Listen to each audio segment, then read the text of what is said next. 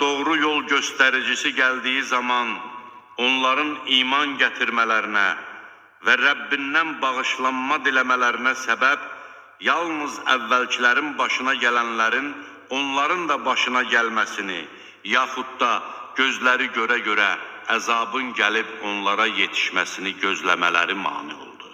Biz elçiləri yalnız müjdə verənlər və xəbərdarlıq edənlər kimi göndəririk.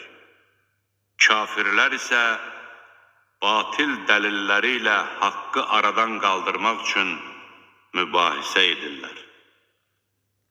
Onlar mənim ayələrimə və xəbərdar olunduqları şeylərə istehza edirlər. Rəbbinin ayələri yadına salınarkən onlardan üz döndərən, əvvəlcə öz əlləri ilə etdikləri günahlarını unudan adamdan daha zalım kim ola bilər?